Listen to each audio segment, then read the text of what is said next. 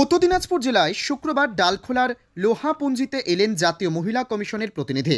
অভিযোগ উঠেছিল ডালখোলার লোহাপুঞ্জি এলাকার জমি মালিকানা নিয়ে বিবাদ ঘিরে গর্ভবতী মহিলা সহ একাধিক সদস্যদের ওপর হামলা চালানো হয়।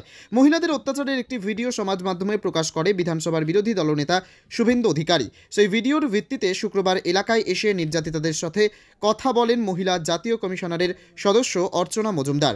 প্রায় 2 ঘন্টা বাড়ির সদস্যদের পাশাপাশি এলাকার বাসীদের সাথেও কথা বলেন কমিশনার প্রতিনিধি। এছাড়াও ডালখোলা থানার পুলিশ আধিকারিকদের সাথেও কথা বললেন তিনি।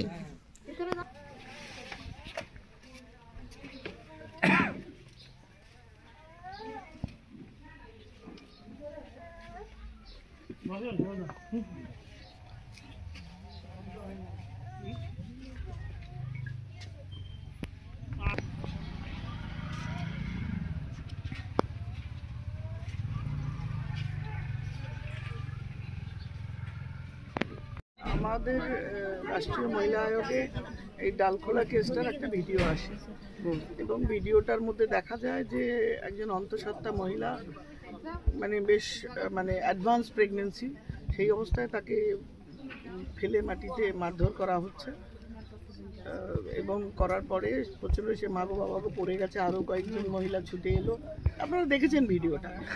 তাদেরও চুলের মুঠি ধরে ফেলে দেওয়া হলো, মারা হলো, ধরা হলো, বাড়ির দিকে অ্যাগ্রাভেটেড একটা মারাত্মক রকমের আক্রমণ।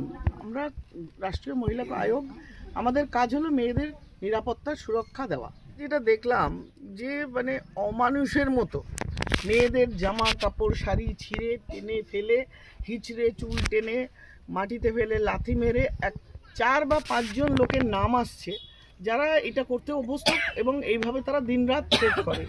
এই ছোট্ট বাচ্চা মেয়েটি আমার পাশে দাঁড়িয়ে আছে, 7-8 বছর 10 বছর বয়স হবে, আমি জানি না ওর বয়স কত। তাকে বলা হচ্ছে রাস্তায় বেরোলে তুলে নিয়ে যাওয়া হবে। আরও সব এইগুলো যে চলছে, এই যে অরাজকতা, এর থেকে মেয়েদের মুক্ত করা আমাদের একমাত্র কাজ। প্রশাসন, পুলিশ কোথায়?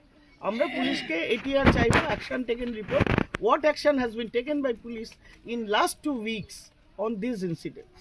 এবং এই পরিবেশ, এই জায়গায় এই যে মেয়েদের একটা নিরাপত্তা চলে গেছে, নেই কিছু, তারা লুকিয়ে পালিয়ে ঘরে বাঁচছে, এর জন্য আমার প্রশাসন কি সিকিউরিটি প্রোভাইড করছে?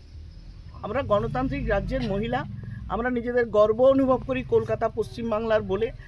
কমিশন এই নিয়ে যতদূর যেতে হয়, যা করতে হয় স্বরাষ্ট্র মন্ত্রক সমস্ত করবো। ম্যাম, এই জেলার এসপি ডিএম এর সাথে আজকে মিটিং আছে, আমি জানি না কি হয়েছে ডিএম অফিসে।